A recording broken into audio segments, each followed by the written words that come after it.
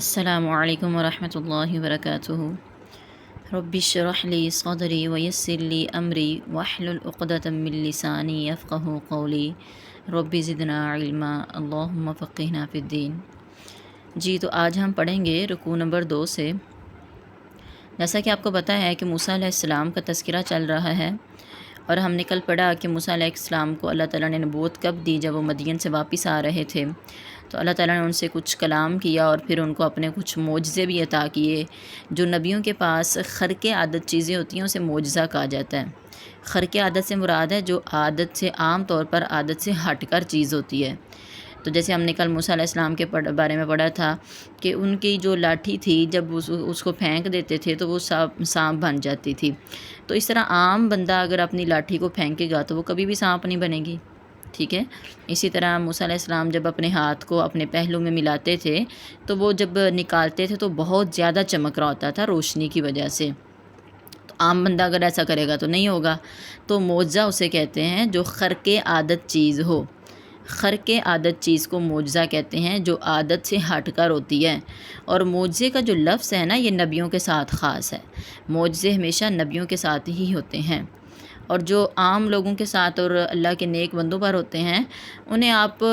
کرامت کہہ سکتے ہیں، ٹھیک ہے۔ اللہ نے ان کو عزت دی ہوتی ہے، کاروما سے، اکرام سے کرامت ہوتی ہے وہ، ٹھیک ہے۔ تو نبیوں کے ساتھ معجزے ہوتے ہیں اور اللہ کے نیک بندوں کے ساتھ کرامتیں ہوتی ہیں۔ جی تو ہم موسیٰ علیہ السلام کا تذکرہ پڑھ رہے تھے، تو پھر اللہ تعالیٰ نے موسیٰ علیہ السلام سے کہا کہ اب میں نے آپ کو اپنی نشانیاں دی ہیں تو آپ فرعون کے پاس جائیں۔ انہ طغیٰ، بے شک وہ حد سے بڑھ گیا ہے۔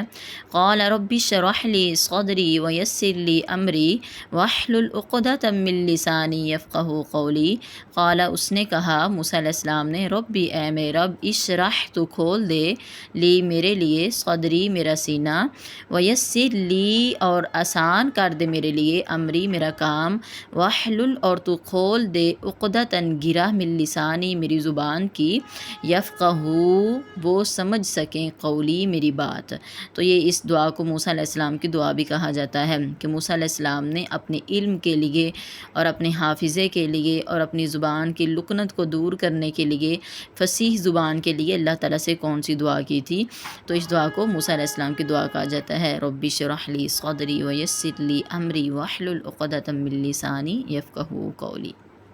ٹھیک ہے۔ تو چونکہ اللہ تعالیٰ نے ان کو فرعون کے پاس جانے کا کہا تھا تو اس لیے انہوں نے اللہ تعالیٰ سے یہ دعا مانگی۔ وَاجْعَل لِّي وَزِيرًا مِّنْ أَهْلِي هَارُونَ أَخِي اشْدُدْ بِهِ أَزْرِي وَأَشْرِكْهُ فِي أَمْرِي۔ ایک تو انہوں نے اللہ تعالیٰ سے یہ دعا کی کہ اللہ تعالیٰ میرا سینہ کھول دے اور میرا کام میرے لیے آسان کر دیں، اور میری زبان کی لکنت، میری زبان کی جو اندر کمی ہے یا نقص ہے اس کو دور کر دیں تاکہ وہ لوگ میری بات کو سمجھ سکیں۔ پھر انہوں نے اللہ تعالیٰ سے کہا، وَجَعَل، اور آپ بنا دیں، لی، میرے لیے، وزیراً، ایک جانشین، ایک میرا دوست، من اہلی، میرے گھر والوں میں سے ہی، یعنی اللہ تعالیٰ میرے گھر والوں میں سے ہی میرا کوئی مددگار بنا دیں۔ ہارون کو، پھر انہوں نے خود ہی اللہ تعالیٰ سے کہا کہ اللہ تعالیٰ میرے بھائی کو، ہارون کو، اخی، میرے بھائی ہے، اسی کو میرا مددگار بنا دیں۔ اشدد، آپ مضبوط کر دیں، بھی، اس کے ساتھ، ازری، میری پشت کو۔ تو اس سے سمجھ آتی ہے کہ جو بھائی ہوتے ہیں جب وہ کسی کام میں معاون بنتے ہیں تو یقیناً انسان کی پشت جو ہے وہ مضبوط ہو جاتی ہے، اس کو بہت زیادہ سہارا ملتا ہے۔ وَأَشْرِكْهُ فِي أَمْرِي، اور اس کو شریک کر دیں، فی امری، میرے کام میں، کئی نُسَبِّحَكَ، تاکہ ہم تسبیح بیان کریں تیری، کثیراً، بہت زیادہ، تاکہ ہم مل کر تیری بہت زیادہ پاکیاں بیان کر سکیں، وَنَذْكُرَكَ کثیرا، اور ہم تجھے یاد کریں بہت زیادہ، انک کنت بنا بصیرا، بے شک تو ہمیشہ سے بنا ہمیں بصیراً، خوب دیکھنے والا ہے۔ اب دیکھیں انہوں نے کیا وجہ بیان کی ہے کہ اللہ کے سامنے کہ اللہ تعالیٰ میرے بھائی کو میرا جو ہے وہ جانشین بنا دیں اور میرا معاون بنا دیں۔ اس کی وجہ کیا بیان کی ہے؟ کئی نسبحہ کا کثیرا و نذکرہ کا کثیرا، تاکہ ہم مل کر تیری بہت زیادہ پاکیاں بیان کریں، بہت زیادہ آپ کو یاد کریں۔ تو اس سے یہ بھی سمجھ آتی ہے کہ جب انسان مل کر کام کرتا ہے تو اس میں برکت ہوتی ہے اور اس میں اللہ تعالیٰ کی طرف سے رحمتیں اترتی ہیں، اور انسان کو ایک دوسرے کو دیکھ کر جو ہے وہ ترغیب حاصل ہوتی ہے۔ وہ اس پر رشک کرتا ہے تو یقیناً جو ہے انسان کی سستیاں دور ہو جاتی ہیں۔ قال قد اوتیت سؤلک یا موسیٰ، قال اس نے کہا، اللہ تعالیٰ نے کہا، قد تحقیق اوتیتا تجھے دیا گیا ہے، سؤلک تیرا سوال، یا موسیٰ اے موسیٰ، یعنی اے موسیٰ جو تو نے سوال کیا ہے وہ تجھے یقیناً دیا گیا ہے، مطلب آپ کا جو ہے کام بھی آسان کر دیا جائے گا اور آپ کا بھائی کو بھی آپ کا معاون بنا دیا جائے گا۔ وَلَقَدْ مَنَنَّا عَلَيْكَ مَرَّةً أُخْرَى، وَلَقَدْ اور البتہ تحقیق، مننا ہم نے احسان کیا تھا، علیکہ تجھ پر، مرتن اخرى ایک دوسری مرتبہ بھی، مرتن مرتبہ، اخرى دوسری، مطلب یہ ہے کہ ہم نے اس سے پہلے بھی موسیٰ تجھ پر احسان کیا تھا۔ وہ کیا احسان تھا؟ اللہ تعالیٰ کس احسان کی بات کر رہے ہیں؟ اذ اوحینا الی امک ما یوحی ان اقذفیہ فی التابوت فاقذفیہ فی الیم فلیلقہ الیم بالساحل یأخذہ عدو لی وعدو اللہ والقیت علیک محبۃ منی ولتصنع علی عینی۔ اس جب اوحینا ہم نے وحی کی تھی، الی امک تیری ماں کی طرف، ما یوحا جو وحی کی گئی تھی، ان یہ کہ اقذی تو ڈال دے، فیہ اس موسیٰ علیہ السلام کو، فی التابوت تابوت میں، ایک صندوق میں ڈال دو، فاقذی پس تو ڈال دینا، فیہ اس صندوق کو، فی الیم دریا میں، فلیلقہ پس ڈال دے گا اس صندوق کو، الیم دریا، بالساحل ساحل کے کنارے پر، یعنی ساحل کنارے پر ڈال دے گا، یأخذہ پکڑ لے گا اس موسیٰ علیہ السلام کو، عدو لی میرا دشمن، وعدو لہ اور اس کا دشمن، یعنی اللہ تعالیٰ نے اپنی طرف سے یہ سارا جو ہے نا پلان کیا تھا کہ جب وہ فرعون بچوں کو مروا رہا تھا تو اللہ تعالیٰ نے موسیٰ علیہ السلام کی والدہ کے دل میں یہ بات ڈالی، ان کو وحی کی کہ آپ ایسا کریں۔ آپ کو پتہ موسیٰ علیہ السلام کی جو والدہ تھی وہ کوئی نبی تو نہیں تھی اور عورتوں میں سے کوئی نبی ہوتا بھی نہیں ہے، تو وحی سے مراد دل میں بات ڈال دینا ہے۔ بعض اوقات اللہ تعالیٰ نیک لوگوں کے دل میں خیال ڈال دیتے ہیں کہ تم ایسا کرو، تو ان کے دل میں بھی یہ خیال آیا تھا کہ تم ایسا کرو، اللہ تعالیٰ نے ان کے دل میں یہ بات ڈالی تھی اور ان کو یقین تھا کہ یہ اللہ کی طرف سے ہے، کہ اللہ تعالیٰ نے کہا کہ آپ ایسا کریں کہ ایک صندوق لیں اور اس میں موسیٰ علیہ السلام بچے کو ڈال دیں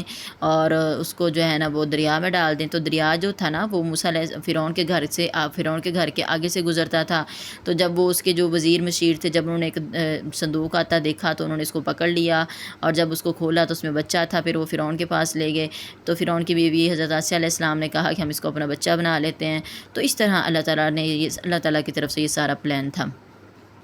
جی، تو پکڑ لے گا اس کو میرا دشمن اور اس کا دشمن تو مراد فرعون تھا۔ وَأَلْقَيْتُ عَلَيْكَ مَحَبَّةً مِّنِّي، وَأَلْقَيْتُ اور میں نے ڈال دی، عَلَيْكَ تجھ پر، مَحَبَّةً مِّنِّي اپنی محبت میں نے ڈال دی، مطلب جب اللہ کسی سے محبت کرتا ہے تو پھر سارے لوگ ہی اس سے محبت کرتے ہیں، تو اس طرح فرعون بھی محبت کرنے لگ گیا موسیٰ علیہ السلام کے اور ان کی بیوی آسیہ بھی۔ وَلِتُصْنَعَ اور تاکہ تیری پرورش کی جائے، عَلَىٰ عَيْنِي میری آنکھوں کے سامنے۔ اللہ تعالیٰ کہتے ہیں کہ سارا کچھ ہم نے اس لیے کیا تھا کہ ہماری آنکھوں کے سامنے تیری پرورش کی جائے۔ استمشی اختک فتقول هل ادلکم علی من یکفل، اس جب تمشی چل رہی تھی، اختک تیری بہن، فتقول وہ کہہ رہی تھی، حل کیا، ادلکم میں تمہاری رہنمائی کروں، علی اس پر، من جو یکفلہ اس کی کفالت کر سکے، فرجعناک الی امک کی تقر عینھا ولا تحزن پس ہم نے لوٹا دیا کا تجھے، الی امک تیری ماں کی طرف، کی تاکہ تقرّ ٹھنڈی ہو، عینھا اس کی آنکھ، ولا تحزن اور وہ غم نہ کرے، وقتلت نفسا فنجیناک من الغم وفتناک فتونا، وقتلت اور اے موسیٰ تو نے قتل کر دیا تھا، نفسا ایک جان کو، فنجیناک پس ہم نے تجھے بچا لیا، من الغم غم سے ہم نے تجھے نجات دی غم سے، وفتناک فتونا اور ہم نے تجھے آزمایا بہت زیادہ آزمانا، فلبثت پس تو ٹھہرا رہا، فی سنین کئی سال، فی اہل مدین مدین والوں میں، ثم جئتا پھر تو آیا، علی قدر ایک مقررہ اندازے پر، یا موسیٰ اے موسیٰ۔ ٹھیک ہے، تو وہ پھر جو ہے جب وہ صندوق ڈال دیا موسیٰ علیہ السلام